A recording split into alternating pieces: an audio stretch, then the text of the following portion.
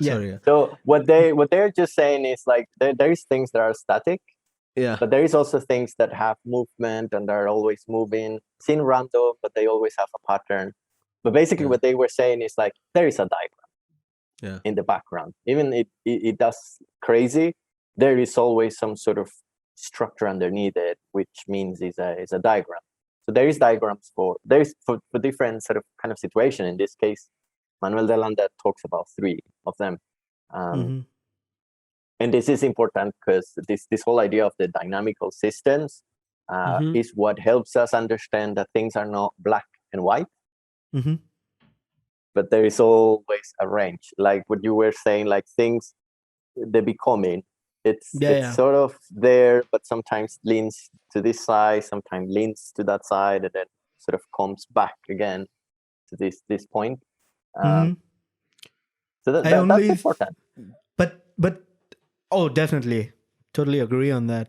I think also the only thing that again pops into my head about it is that this to represent a diagram, or of course conceptually speaking, again, like you just mentioned, Delanda's explanations of those 3 broader types of diagrams, it would somehow not, those diagrams would not have a aesthetic priority, right, in their representation.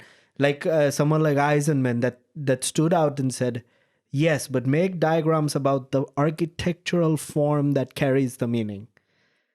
Make a diagram where you will have an architectural object made abstract and the relationships made clear, where the relationships are complex and they are all in a state of becoming, but make that clear. But there should be, like, what I'm asking is, can somebody reduce, not that I want to go around and police people and figure out who's drawing the best diagrams, but can somebody take a Grasshopper, the image, a screenshot of a Grasshopper script and call it a diagram?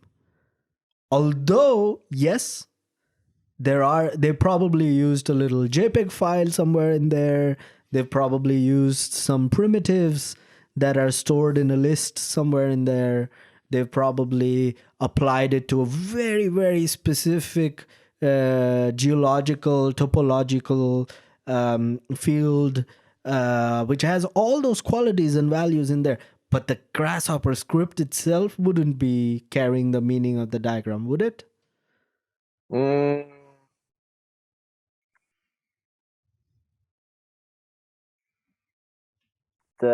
Or maybe it's a very silly question. I don't know.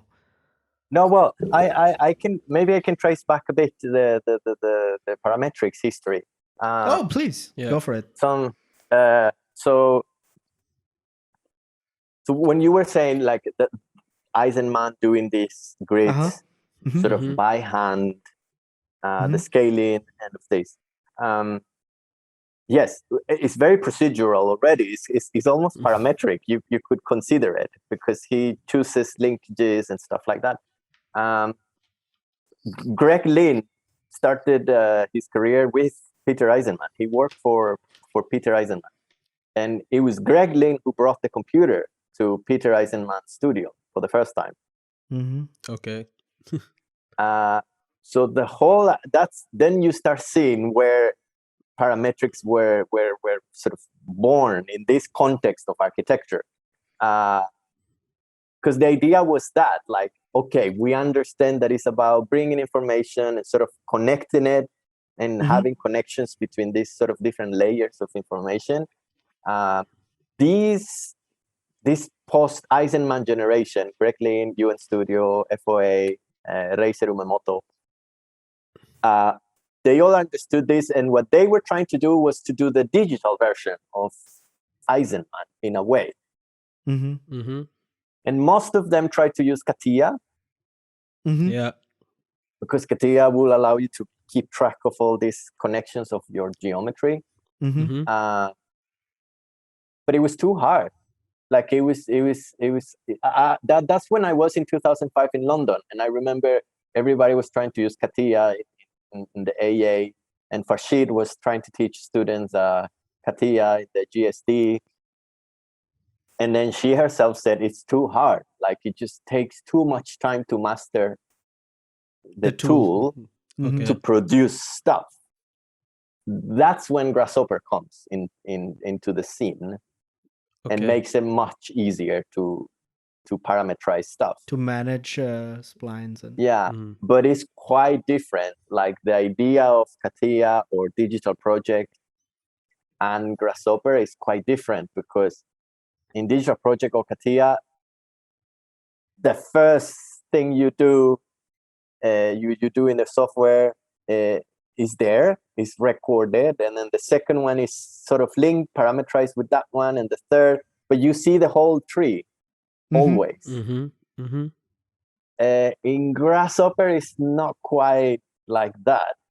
Like you create said, loops and everything. Yeah. So it was a bit lost. I think we conceptually we lost the idea, like why we were using Grasshopper instead of CATIA. CATIA was the right tool. It was just too hard to learn to use it to parameterize the information in a project, the diagrams. But then we started using Grasshopper, and it was the go-to tool. Yeah. But I think sadly there was that a bit of a loss there when we went into Grasshopper, because it became about form finding sometimes, just pure form finding, more than this idea of bringing the diagrams and meaning and all of this. Right. When like we just come a little out. I mean, I just want to bring up, I think in that discussion we just had a few minutes ago about how in the city when the project is presented, and even just for a feasibility idea, the people come there and then they're just looking at it, and then they're like, yeah, this is what is gonna come, and so, but that image that is being shown is a representation of a reality that might be put out there, right? Yes. So how do you look at that that production of that kind of reality? Like, do you think, because I feel like is the diagram a mind is equal to blown kind of a moment thing? Like, I revealed my diagram, and everyone who was seeing this feasibility study happen, or things like that, when I actually in that presentation also revealed the diagram, there was a mind is equal to blown moment. Everyone was on board, and then they said, let's do this. They told us about this thing. I think there is that image also kind of carries a weight somewhere or something. There's a kind of confrontation between the viewer and the narrative within the image. To them, both are real, right? There is this. Sorry, go ahead. No. No, go ahead. That's the basic question. How do you understand the reality of the situation that is presented there, and how do you look at that? Yeah, I would say 2 points. Let me write in here that I'm going to talk about 2 points, because I'm going to get lost. Okay. No, that's great. Yes, I recognize Libny again now. And then, yes. So I'm going to talk about Enscape, and I'm going to talk about this connection. Yes. Yeah. So, for example, in this project, the particular feasibility museum proposal, I use Grasshopper, and then I produced these sort of bridges, towers super fast, and then we did some options, and I could like tweak stuff, and then we decided, no, it looks too thick, too blah, blah, blah. And then boom, Enscape, PrintScreen, and that's it. Okay. The thing is, Enscape then looks quite realistic.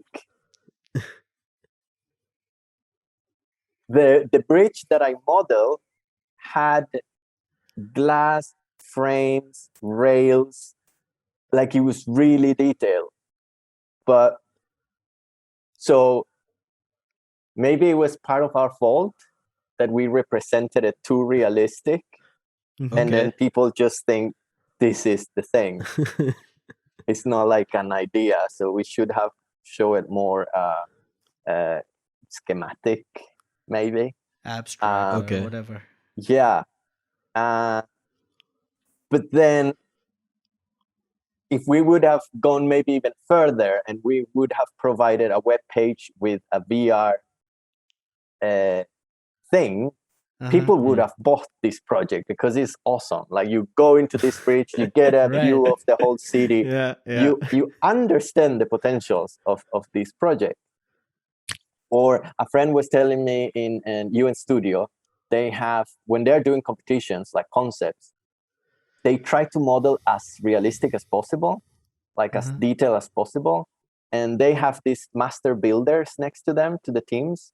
And they show these sketches, and then the master builder says, oh, yes, no, this is not possible as a construction detail. Maybe you should do it like this. So on purpose, they present highly resolved, even if it is a concept stage, because somehow they have learned that makes the project more believable. Is a funky shape, but we know it can be built, so the client feels safer. So I guess that's then the deal. Like, if you can build really fast these models, you show them to the public, you create some sort of a trust with them. That's the second point. But then you should be able to explain that is a concept. But yes, but it's right. People will always come first from the image. If they feel an attachment, they feel an interest, then they will start asking more questions about it. Yeah. And then finally you can show the diagram. But if you reveal the diagram as the reason for your project, then it's really hard to convince people, because it's just too hard to see a diagram. It's a story without characters, right? It's like, and also it's like, it feels like you are like forcing people to eat something. It's like, this is it. Like, this is the truth, and you have to accept it. Yeah, and you're going to get the flavor in your burp after you eat it. Yeah, which... Disgusting. Yeah, I'm getting super conceptual now. Yeah. Which happened to the Yokohama project. Like, that's the classic story where they started in the press conferences explaining the diagrams, and like nobody was understanding anything. And suddenly it's like, oh, it looks like a wave. Yay! Suddenly there was an image that they could relate to. Yeah. Yeah. So I think that was also a lesson that we could learn from that project. Like, you first start with this is the project, this is how it looks. Do you feel engaged with it? Okay, then let me tell you more about it. Yeah. I don't know, like the movies that start with the killing in the first scene, and then you want to know what happened, like why this person was killed. Yeah. But on the other hand, I touched a bit on the word trust, and in this context, in the Swedish context, trust is such a crazy important word. Like linking it, for example, to the Corona crisis. Right. It's all about trust, and if the government says, the government in this case is the guy in charge of the Ministry of Health and well-being. Health, and if he says this is what we need to do, then here we, the citizens, we trust, because we put this guy there because he's capable.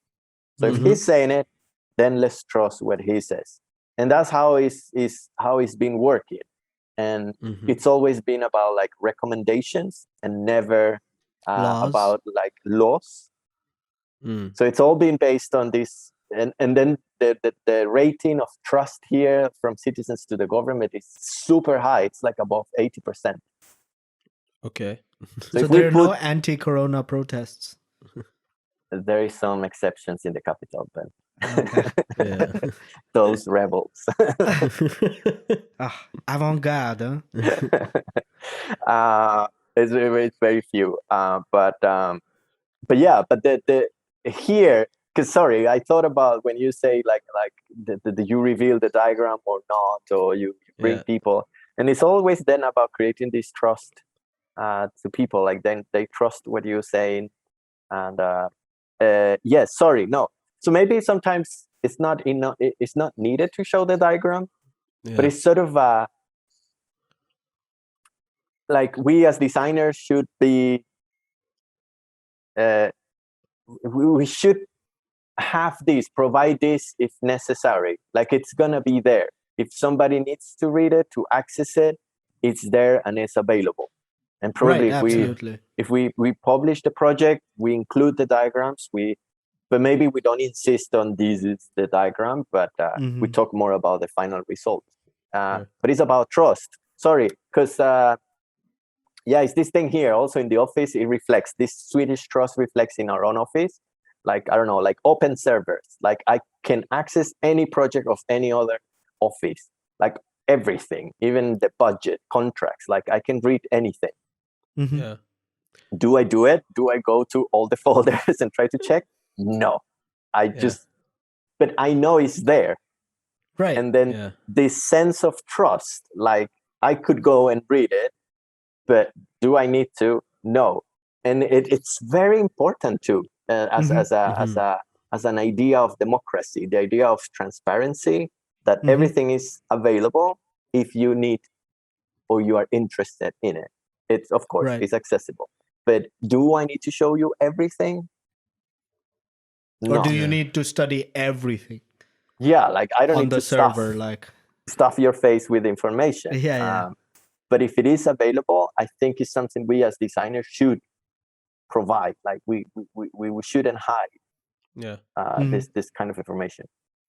I think what you said a couple of minutes ago was something that struck with me, very interesting. You said, it's like starting a movie with showing the killing scene in the first part of the film, which is to say that you're setting up the stakes at the get-go, right?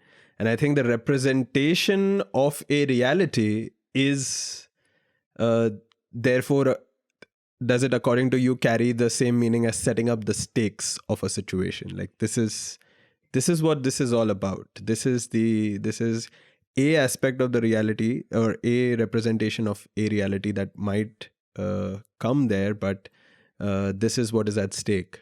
It's, I think that I think reality.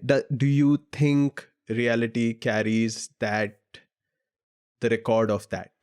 And you may also actually, I mean, our questions, I think I want to just add to what Chirag asked, is that also we're engaging at the moment with some of the speculative realists, actually much more with discussions on what Graham Harman proposes in terms of realism as holding enough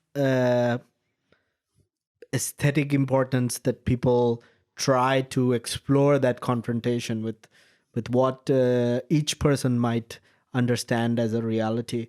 And also in that sense, I think Chirag asks that there is this moment of confrontation with an image where reality is either assumed or reality is that exchange is happening in that pocket, and time and space have collapsed in a moment. And then there is a reaction, whatever, they like it or they want to know how expensive it is, or sometimes even between architects when we see works from other offices or other architects. And first there is the moment of confrontation if you're not too busy scrolling on Design, but there's a moment where making sense or sensing, I literally mean making a certain sense of a certain image as the viewer or the sort of audience. How does this sort of, maybe in a more simpler way, obviously it's extremely confused in my head, how do you see this aspect of realism and the confrontation with it, especially in your own experiences where you've already described how sort of trust is foregrounded first, and then how does this hyper realism work? Because I think a VR website for a proposal like that in, let's say, I mean, we can speak maybe for Mumbai, we cannot imagine how it would be of value for a public opinion, to figure out, if you put a VR website, is it just going to be used as a gimmick then, and then everyone falls for every project on every VR tool saying, hey, but it's on VR, look, we can already experience something that doesn't exist, and that's enough. How do you see this relationship between the trust and the sort of representation of a fiction which is so real, in either in an image which is hyper realistically made and it's a still image, or within a sort of VR environment, or I don't know. Does it become like a qualifier in a way? There is a lot of I'm coming from let's see if I can get around but there is a lot of nostalgia right now. We did a competition in Germany, and we weren't allowed to show realistic renders. I had to be sort of black and white flat renders. Same happened here in a international competition here in Uppsala. And we weren't allowed to show realistic renders. They had to be flat, white textures. Okay. Because there is this sort of pushback from the public saying that all these fancy renders are live, and they are not showing what the building will actually look like at the end once it is built, which might be true. Maybe some of these renders have been exaggerated and show too many happy people.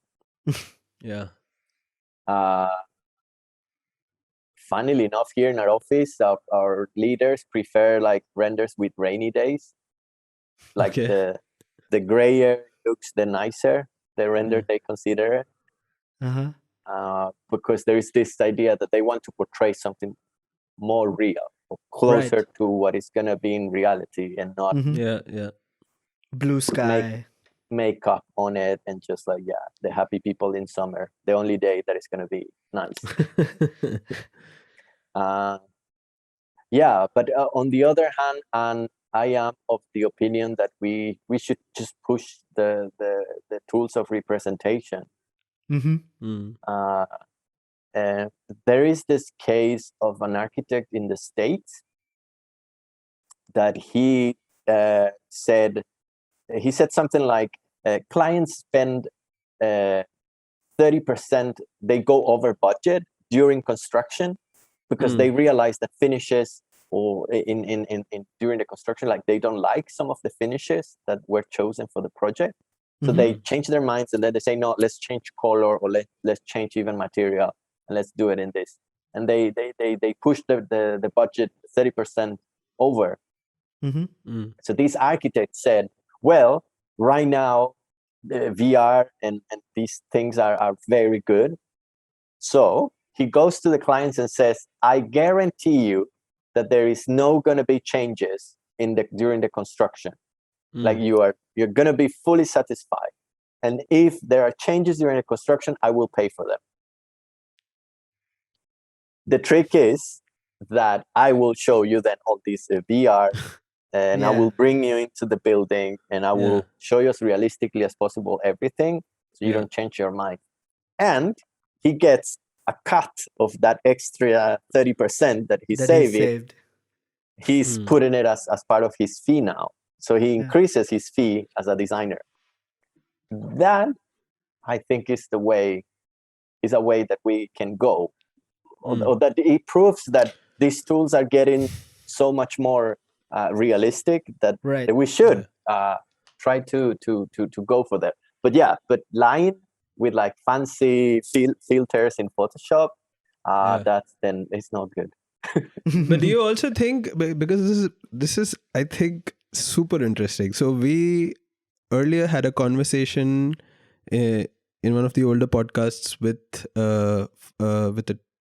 a teacher of mine, Rohan Shivkumar. He teaches still at the school where I studied architecture in Mumbai, the KRVIA. And when we were speaking to him, what we asked him is, is we notice trends in representation. No? Like this, like now you said, when a competition proposes to you and says, hey, only black and white, or only the grays, or the white textures. And then, I think recently we've also been seeing a lot of this, the trend of the post-digital collage as a representation technique that for competitions. And do you think, so how much do you think our tools of representation are subject to trends or fashion in a way? And or how does one start to really negotiate with that? Or is there a negotiation to be had there? Yeah, I mean, we are business people at the end of the day, because we are selling our services, and we are right. We have to sell. Like we don't talk too much about that part of the role of an architect. Absolutely. but we show stuff to clients, and we have to win the projects. Like we sell stuff. And then we just should master those different tools to offer our services, whatever tool is appropriate for each moment. So I guess what I'm trying to say is like whatever we choose, is it flat images, or is it like collages, or is it or super realistic ones, or VR? It will depend on what we want to offer, to address, like what is the strategy. So it's more strategic, like the choosing of the style of representation would be strategic, depending on what you're trying to sell, to put it in real simple terms. So it's not really about following trends. I don't believe in that. For example, this guy offering this service of like highly realistic scenes at the very beginning, but you save money at the end. It's very pragmatic decision. Like, he's not showing like these mood boards with the little pieces of materials. Like the guy now understands that he can just go and show the super realistic thing. But also I would see it also pragmatically in terms of the workflow. Like it's just having realistic textures, for example, in a Revit model, like PBR materials. It saves so much time. Because if you apply that to a model directly, first you see it, you can navigate through the model directly and take design decisions. But also, for example, elevations are already done. You don't have to export the line work to Illustrator and then like start doing Illustrator thingies. It's just there. It's already the model. But then because those PBR materials are there, then you can put it in Twinmotion. And because it's in Twinmotion, now you can put it in Unreal. So this is stuff we are talking about right now in our office, like how to set up the workflow for those things. Yeah, it makes more sense. So the idea of realistic textures is more a matter of being efficient and just not jumping between all these softwares, and then you concentrate on the design and take design decisions. The qualities and the strategies. Yeah. Nice. I think he also, from what I understood, he's also asking more like, are there enough trends? Yeah. Even strategically, is there like three things that are being used way too much and they dominate sort of the image, the spaces of images? Like, like whenever a competition begins, often the temptation is to go and download, I don't know, 50 images from Pinterest. Yeah. So, in your experience, when you're working on a project, do you find enough variation in what you would call a style or a trend that the strategic is possible? Because if there is something that dominates culturally, then you have to find a way to make your strategy work with that. Whereas what would be ideal, I think you're saying, is to have 1,000 different trends and styles that you can pick strategically, but at the same time, you're thinking about not just the qualities of the architectural form and the work that you've put into your project while you're trying to sell it, but also the fact that there is like you're forced to consider what the market is. Because somehow the previous generation of architects, this is my personal opinion, made thinking about markets and finance to be almost sort of ethical for architects. That's why we are terrible at selling, and the ones that are good are doing a good job of making very nice buildings and getting projects regularly. But in that sense, because what are trends? They're the market trying to talk to us. Yeah. But trends also implies that somebody made something nice and now the rest is copying what this somebody did. Like one person and everybody's following the copying the style. Which kind of, it sounds like pop music, like somebody comes with like a nice idea, and then for the next 5 years, all the music is gonna sound like this other thing that this other guy made. I don't know, like Billie Eilish came with this like soft voice, super cool production, and now all the girls sing like Billie Eilish.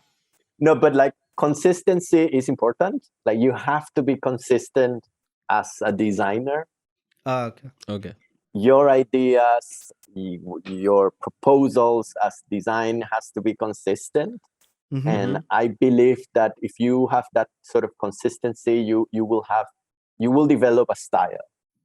Right. Like the way you believe, your politics, everything will be reflected in a typography, color palette that you use. Right.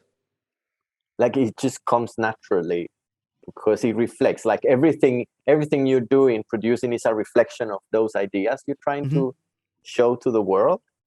That's when I use the word consistency. Like all the production you do is connected to these principles that you have as a designer. So I would say if you do that, then your production is going to be unique. It's going to be your thing. It's going to be. It was really nice, for example, to see Enrique Miralles' floor plans. Like he has his own typography. Like you would see his drawings at where he is, and that was good. I don't know. Zaha Hadid has his own typography too, but this kind of things, like if this consistency, then you don't need to change it every 2 years. Yeah.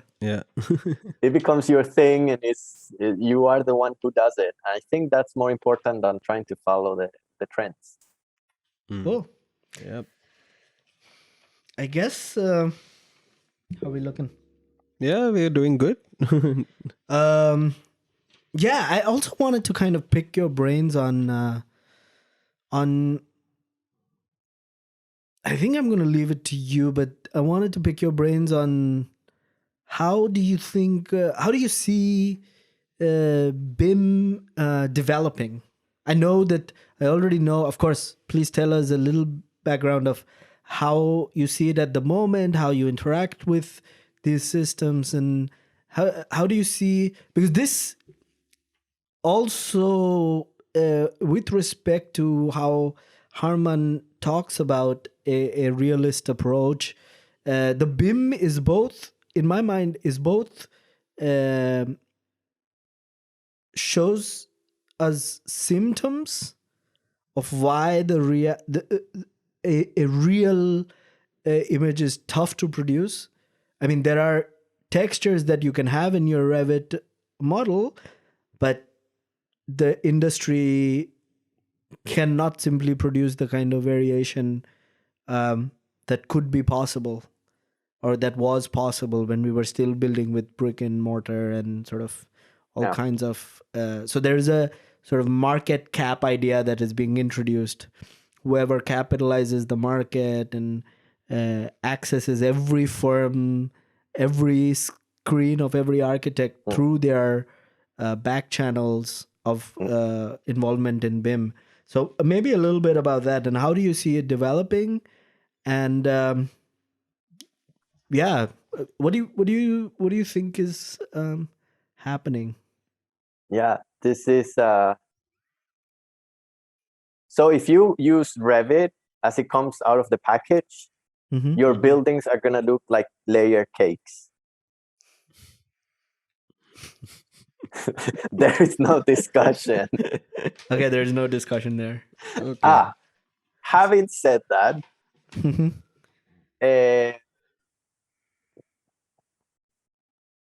it all comes down to mastering a tool to the point where you can even customize the tool itself.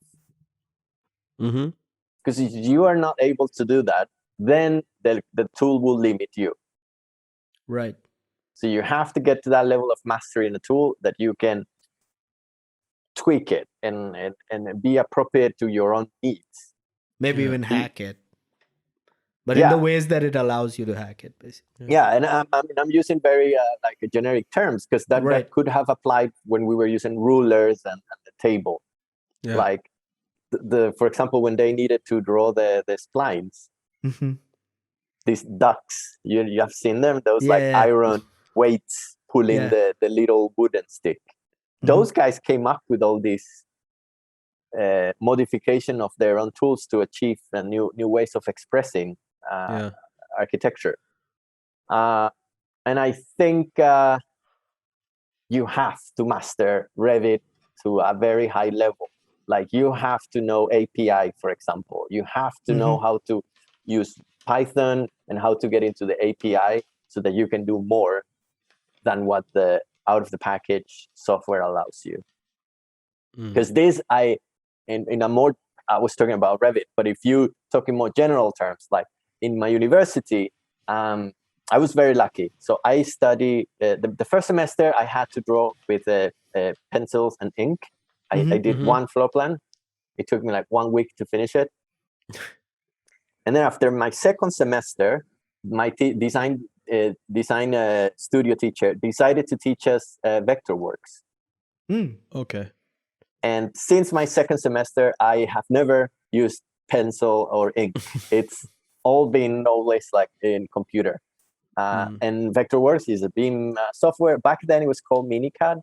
Then it was called Vectorworks. But when I came to my internship, it was this realization. They were using FormZ. And I was like, how they do these shapes? Like, of course, like I was using this Vectorworks, and all my projects were layered because it forces you to work by levels, by floors. Yeah. And just the idea of trying to bring a piece of your facade down into another level is like impossible, because the walls won't go down. It's just like a hassle.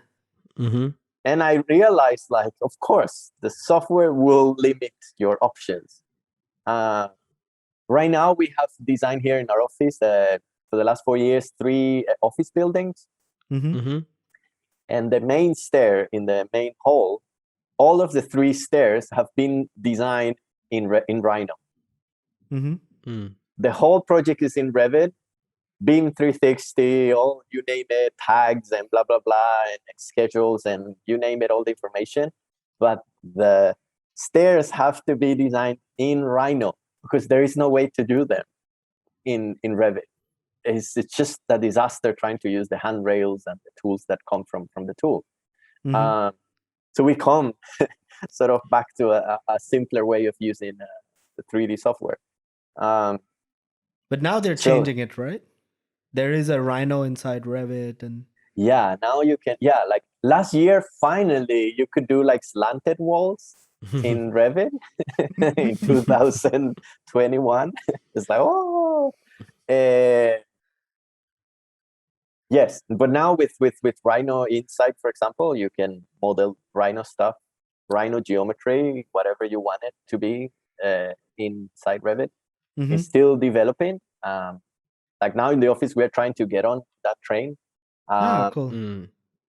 But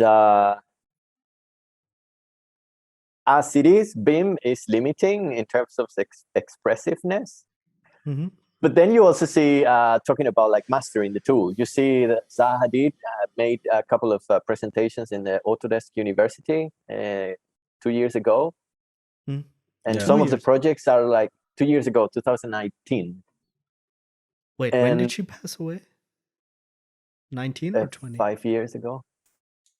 Yeah. You're talking about the Zaha Hadid architects, the firm. Yeah, the guys from Zaha Hadid Architects did a presentation. Sorry, that's my bad. Sorry. No, like the BIM team of Zaha Hadid made a presentation, and there was this project that they started in Revit. Because they are learning how to master the Revit, and they still can do funky curvy shapes, but it's because they are working at a really high level, like these adaptive components that are much harder to use or to write. But this guy, that's what he said. Like, if you really get into the software and learn like how it works, then you can do stuff with it. But otherwise, then you get you end up doing really simplistic stuff, because it's just, if you don't know how to do it, then it will take a lot of time to do stuff. And then so I don't know, right now it's quite exciting. I think seeing Hypar, seeing Swarm from Thornton Tomasetti, and Speckle, now it's moving also into this idea of you upload whatever model, BIM, Rhino, and it becomes this agnostic format that is now in the cloud. And then from there, you can download into whatever format you want. But the real file is that one that is there, that is formatless. Okay. That's probably the next step when where I think things are moving in that direction, because the idea of the BIM that you have a 3D that produces 2D is useful, but that's very old school. That is very old school. Like, the idea of producing floor plans is PDFs is just passé. We just did here in our office the most digitized project, BIM project, and what that means is that in the construction site there were no floor plans. You mean paper printed or digital? No, the workers had iPads and a big screen. And there was Wi-Fi. That was one of the problems of the construction, that they needed to make sure that there was Wi-Fi during the construction. And the workers measure on the screen everything. Yeah, so there were no dimensioning of anything. They had the real model with like even screws, and they could measure all the parts inside with the iPad. And then they had these lasers on site that they could also then do the measurements there. Right. Yeah. And literally the project was built without any paper or any dimensioning. It was the 3D model there. Like, it's this dream that everybody talks about, and it's already done. Yeah, it's possible to do. And then it works also the other way around for the revisions. Because then the workers will say, no, this we don't understand, or this is not matching with the reality.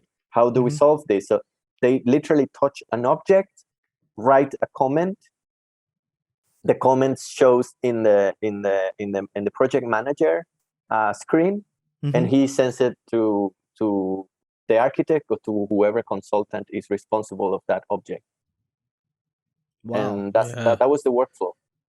Wow. This is almost like social media, like WhatsApp messages coming from the guy on site, and You're solving it much faster. I guess this also saves time and sort of it's a very sustainable system. Yeah. And it's really come down to skill, like you're saying, because an iPad and a BIM license is available everywhere in the world.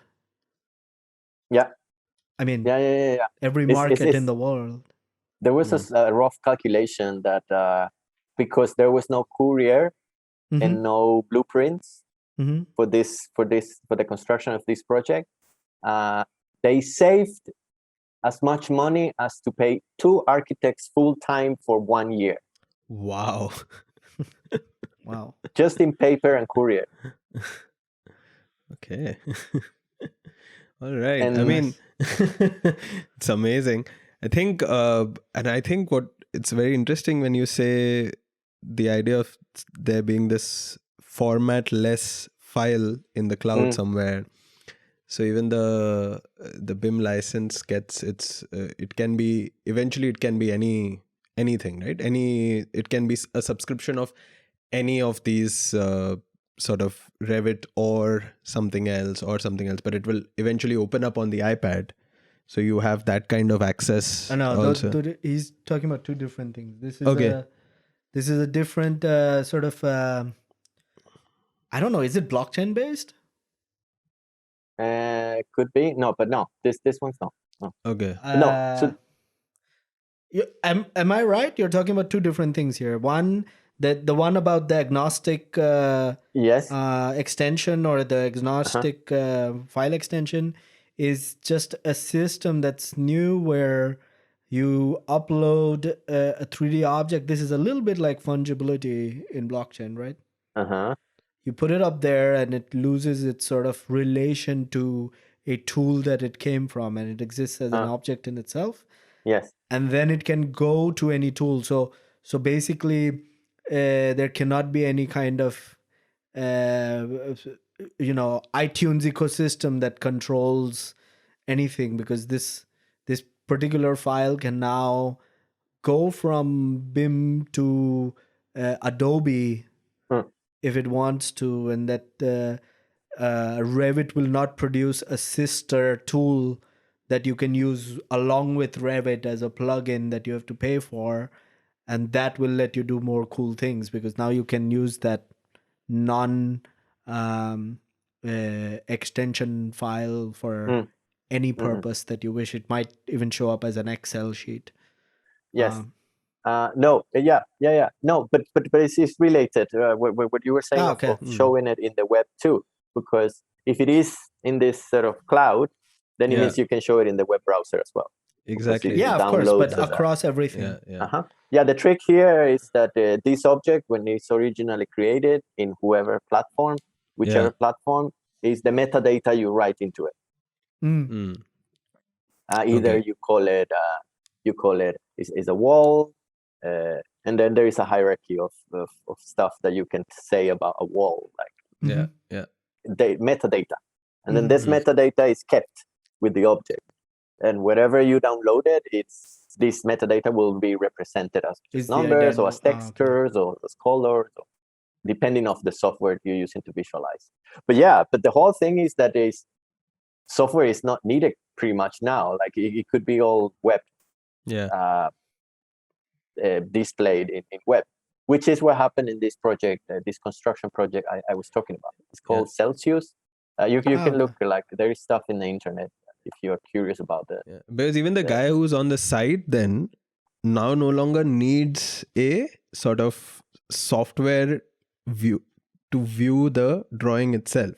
If it is stored in a metadata or a agnostic file format, if he gets something else also, he can download it and then see it on his iPad and then kind of use it to do its construction on the side. So he or she doesn't need to have access to, let's say, the actual BIM file that is on your firm's cloud. Yeah, well, in theory, it could work that way. But in this particular project, it was used Autodesk 360 cloud service. Okay. So all the BIM models from everybody were loaded there, and then there was an intermediate software that is the one that it was used to all the annotations and all the revisions. Okay. And even clashing. And that software, which is all cloud, like it's just a cloud file, but it has some extra tools to do annotations or dimensioning. That was administered by the construction company. Okay. Yeah. And they it has were the different ones- permissions and Yeah, exactly. So the project it's not like fully public, but there's this way. pipeline of data. Yeah. Because the trick here then is the whole idea of contracts. Like contracts used to be based on drawings. Right. And the revisions and who said what to change and not to change, all the cloud revisions were in floor plans. And the liability is if something goes wrong, then the whole legal process was based on these drawings with revisions and cloud revisions on the drawings. But how do you keep track of these in this version, in a 3D version? So you do have to use, in this case, this specific software. I don't remember the name. Is it Solibri? But it records the whole sort of interaction, the real interaction.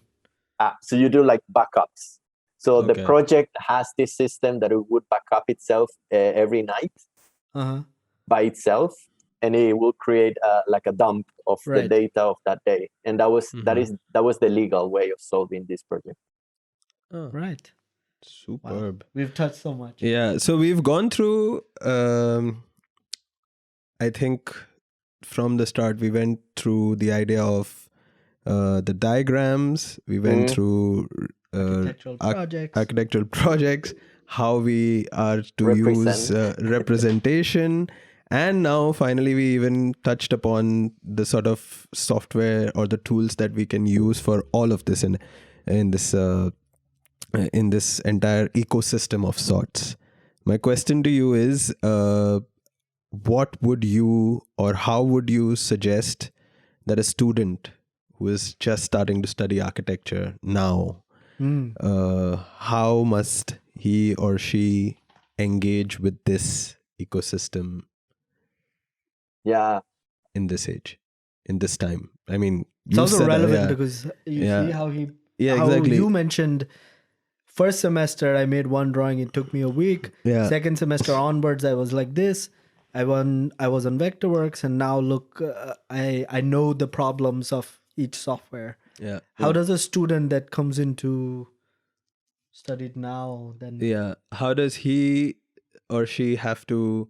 How do they just start engaging? Because this, it is no longer this this 90s world of the hand drawing still or the new ideas coming out. This is, as we have seen through this conversation, is a far more complex world with many, like you said, 2005 there was this explosion, and then now it's so tough to keep track. Yeah. Also, already it sounds like in Grasshopper lingo, it sounds like things have been baked. I think 10 years ago, we were all trying to like jump between softwares and going like, oh yeah, but if you want to do that, you can do that on that much better. Then if you want to do this, you can do this here. And I'd wonder what kind of a discussion would happen in a cafeteria in a architecture university now, like. Yeah, I mean, I remember when I saw Enscape for the first time, like it was 2 years ago. I was like, what? If I could have had this in school. Like trying to set up a rendering in school was like nightmare. It was so painful. Yeah. So I would say maybe if we start from sort of the like backwards, what we are aiming at is at the digital twins. Okay. That is going to be the thing. Governments are moving into that direction. The UK has a solid program to that. Here in Sweden, the government is funding a lot of that as well because they want to move in that direction. I think that's going to be probably like countries will start moving that way. Right.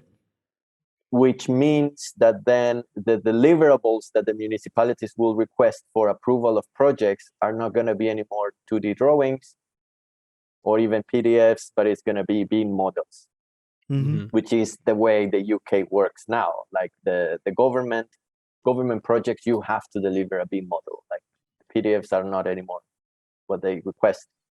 So yeah, so as you saw, like BIM allows for these digital twins, like hyper realistic with all the screws in a model type of 3D model. Then you need the BIM. But then I would say you, as a student, you need to have good modeling skills, like, or have skills in a good modeling software. Call it Rhino is the go-to tool right now for good, like a good modeler, 3D modeler.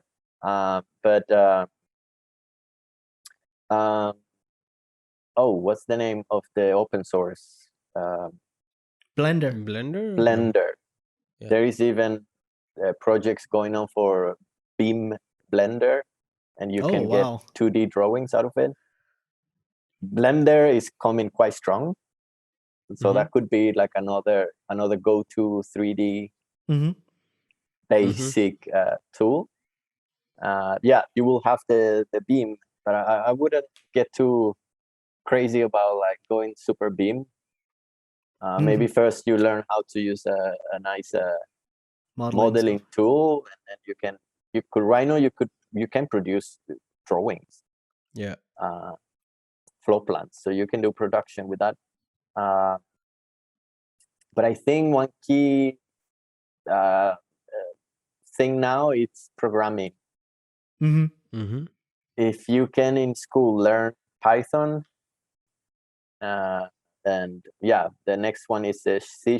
But if you can do Python, then you can do so many things with so many software nowadays. Yeah, like because it's all now this idea of the APIs, and that you can like link stuff, and it's all moving web as well. The digital twins will be also a web version of everything. Yeah, it's way more closer to game engine environments than to Rhino in a way. Yeah, almost. like this idea of the desktop software, it's sort of passing. Yeah. So as a student, I think you will benefit a lot with knowing some programming. But just to clarify, if I were to say to learn a good modeling software, to learn 3D modeling itself, you mean, I would mean it in a way that means to learn to design in all directions in 3D. And even though Rhino is a 3D software, it's not even as close to some other. There's sculpting functions in Blender. There's ZBrush, and what I would say is to learn to design in 3D directly is what is more important about learning a good 3D modeling tool, right? Yeah, definitely. Like, I'm not even considering that the 2D is an option. Like doing AutoCAD or whatever. Yes, you should strive to make your designs in a 3D manner. Okay. And work in 3D. Yeah, that's more what I wanted to say as a clarification for myself, because often even in the teaching that I've done in the past, by the way, Chirag is taught in Mumbai way more than I have. He's been an assistant professor for, I don't know, 3 years? No, 2.5. Yeah. 2.5. Yeah. And he often tells me way more about how his interaction with students used to be in Mumbai, and it's not too long ago. So we often discuss this a lot, especially with respect to the softwares that we ourselves know and the new ones that we were introduced to in the program here, and how the 3D environment actually works. And it's something that can be taught even now, even though there was this whole wave of the digital, but there's been so much design teaching that may have not focused on the sort of, that's why I like to sort of dumb it down and say design from all directions at the same time, instead of saying do it in a 3D model, because then people just draw a floor plan, put it in Rhino, and extrude. Yeah. That's not what we mean by that, right? Yeah. No, you have to. I will repeat this phrase, but like you have to master the tools in such a way that you can express your ideas. Like I think that's one of the most important things when you are in a real office and when you're new as a designer, you just got hired. You have to be able to show your ideas. This is not school anymore that you have an hour to explain to your teacher where your idea is coming from because you didn't have time to finish your drawing. Like in the real environment, you have to be fast. Like you have a good idea, cool. Then try to express it as quick and as best as you can. Like publication level type of drawings, always. Sketchy things, no. Try to always make it look as it was a final drawing. Right. And this idea of producing always final work is very important because you just get like this sort of system, and then you don't waste time. Like you're always making things look nice. Like if you're putting something in a page, align, put everything like as it was going to be published tomorrow. Right. And it means that your colleagues will understand your idea, and you have much more a chance that your ideas and your concept will be used in a project. Because if your ideas are not clear, then there is very little chance that they're going to be used. So yeah, it's not really about like a specific software, but like make sure that you know the software that allows you to express your ideas.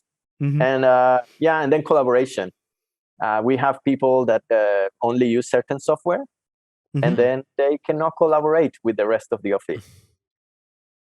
So it's important also to keep that in mind, that you know software that allows you to collaborate with the others. team. Yeah. Right now, what that means is Revit and Rhino. If I put it simply in like nowadays, if you know those two, then you can collaborate with tons of people. But maybe in a couple of years that might change. But we'll see. Yeah. Is there also some? Yeah, go ahead. Yeah, no, like, and then in terms of tools, for me, theory, philosophy are tools as well. Like you do. That's what I was trying to get to. Thanks. You do need a background that allows you to understand reality. Like philosophy for me is not about thinking about existence. Philosophy for me is a way to understand how the world works, so that then I can propose things like, we have this problem, why is it?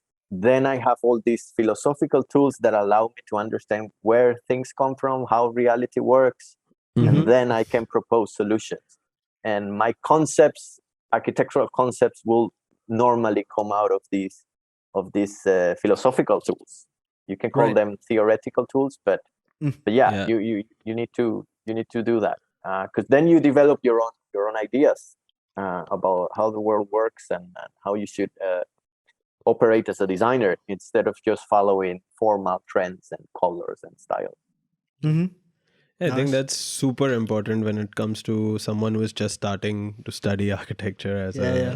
That's actually very well put. Yeah, I mean, I love the fact that you mentioned philosophical tools or theoretical tools. Yeah, this whole when we were in school, I think I remember very clearly this practice and theory separation that is such a false sort of binary that existed. Yeah. Libny, do you have any questions for us? Gotcha. No, guys, this has been really nice. This has been very. I have enjoyed this discussion pretty much. Oh, we loved it. Absolutely. Yeah. I think it was really, really amazing. I think it was, and I just love how we went all. We started with talking about the black and the white and then the spectrum in between. And what I just love the most is that we actually discussed the spectrum, the complete spectrum through the whole thing. And I think that was so amazing. But yeah, thanks so much for taking your time out and doing this for us. And it's been an absolute pleasure. Absolute pleasure. Thank you. Thank likewise. you so much. No, the pleasure has been mine. Thanks. And hopefully you're definitely, of course, all our speakers are, all our guests are, but you're definitely somebody we're going to come and pick your brains, not in the too distant future again, to find out what you've been up to since this conversation and how's the world around you changed. Yep. So stay tuned for that. And yeah. goodbye, Libny. Thank you so much again. No, thank you guys. You have a nice day. Yeah. You too. So there you go, guys. That was our conversation with Libny Pacheco. Hope you enjoyed the conversation. We would love to know what you thought about it. Let us know in the comment section below. Please like, share, and subscribe. You can follow us on Instagram at broadcast.interrupted, where we keep posting news and updates about our upcoming episodes. This podcast is also available in its audio form. Yep. And you can get it on Spotify, Apple Podcasts, Google Podcasts, or wherever else you get your podcasts from. That's us signing off for now, and see you on the next one. Bye.